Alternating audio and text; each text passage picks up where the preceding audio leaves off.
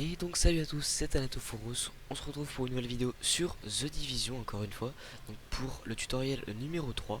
Donc c'est un tutoriel qui va porter donc sur le craft et comment obtenir des éléments de craft.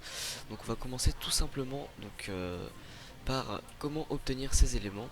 Alors il y a plusieurs façons d'obtenir ces éléments.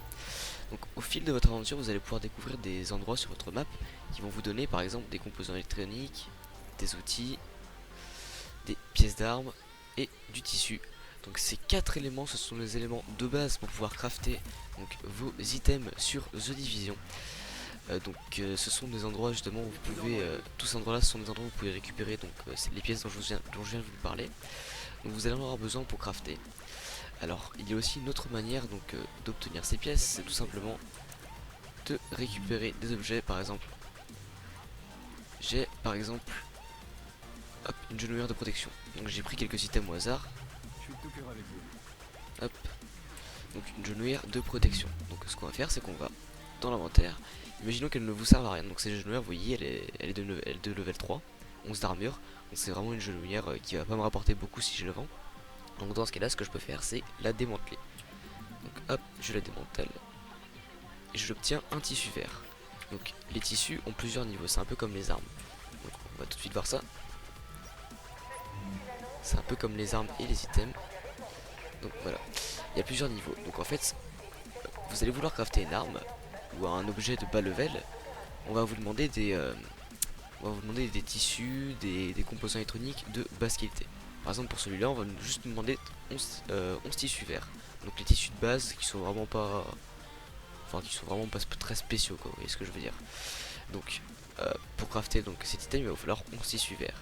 Mais par contre, si je veux crafter ce gilet pare-balles, il va me falloir des composants bleus et des tissus bleus.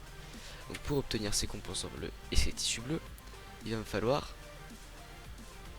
que je fusionne. Par exemple, vous voyez, j'ai 37 tissus verts, il va falloir que j'utilise 5 tissus verts pour obtenir un tissu bleu. Donc je vais vous en faire un pour la démonstration. Donc je fabrique mon tissu bleu et voilà, il ne me reste plus que 32 tissus verts et j'ai plus un tissu bleu. Donc ça marche comme ça. Et c'est la même chose pour les armes, enfin pour les composants d'encore plus haute qualité. Sauf que ça demande carrément des matériaux bleus à transformer pour faire quelque chose de haute qualité. Donc qui est vraiment beaucoup plus dur à avoir et ça se fait pas hyper facilement, quoi. Donc une fois que vous avez ces pièces là, c'est tous ces composants, et rien de plus simple, il vous suffit donc d'aller dans la table de craft. Donc je vais juste vous présenter sur un petit masque que je voulais me crafter. Donc une fois que vous êtes sur le masque, en bas à gauche, vous allez pouvoir observer qu'on vous demande quel matériau l'on vous demande. Donc actuellement il me faut 11 tissus verts. Donc je les ai, j'en ai 32 comme vous pouvez le voir. Et j'aurai une chance d'avoir un masque entre 32 et 39 d'armure avec un bonus aléatoire. Donc ce que je vais faire, c'est que je vais le fabriquer en appuyant en maintenant espace. Voilà. Donc j'ai eu 38 d'armure et 52 de capacité de compétence. Donc moi la capacité de compétence ça ne m'intéresse pas. C'est vraiment un truc que je m'en préoccupe pas trop, on va dire. Donc voilà, j'ai craft cet item et si je vais dans mon inventaire, voilà, masque de combat, il est juste ici. Et malheureusement, étant donné que je préfère jouer tank, il baisse ma santé et je ne le mettrai pas. Donc ce que je peux faire, c'est que, hop, je le démantèle et j'obtiens 2 tissus. Donc voilà. Alors ça marche de la même façon pour les armes.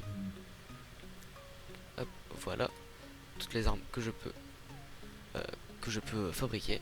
Donc par exemple, vous voyez ce fusil, si je veux le fabriquer, il va me demander 11 pièces d'armes vertes. Donc je ne vais pas le faire parce que j'en ai pas l'utilité, ce serait du gâchis.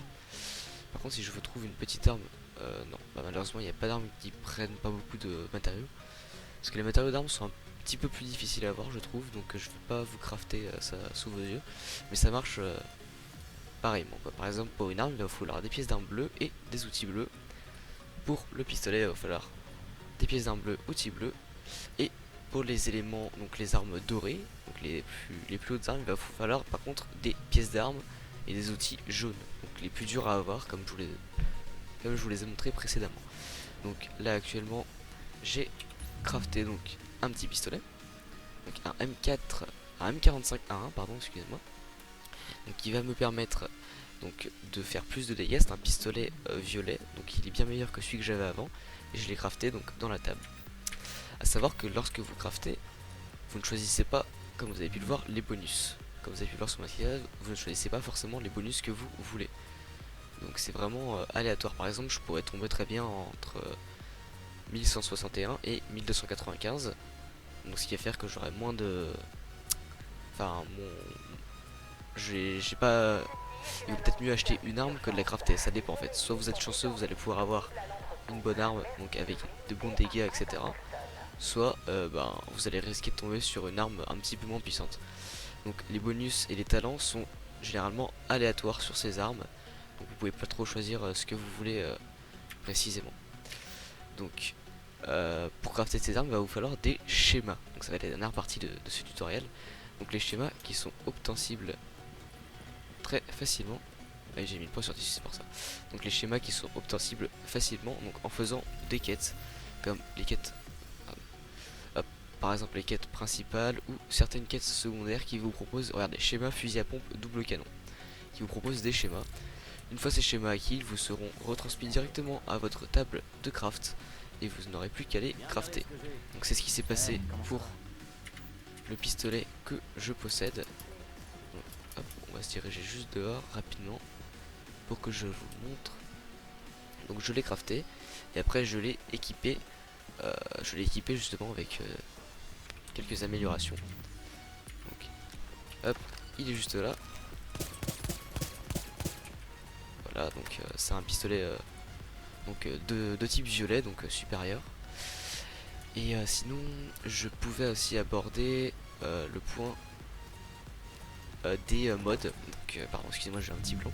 Donc les mods, donc les armes, enfin vous pouvez équiper des mods sur vos armes, comme le silencieux que j'ai équipé, le petit pointeur laser et le chargeur étendu. Donc les mods, pareil, ils sont aussi craftables dans la table de craft ou achetables directement au magasin. Donc en tout cas j'espère que ce petit tutoriel vous aura éclairé. Si c'est le cas, n'hésitez pas à vous abonner, à liker et à me mettre en commentaire ce que vous en avez pensé. En tout cas j'espère qu'on se reverra très vite. C'était Thanatophoros, à bientôt.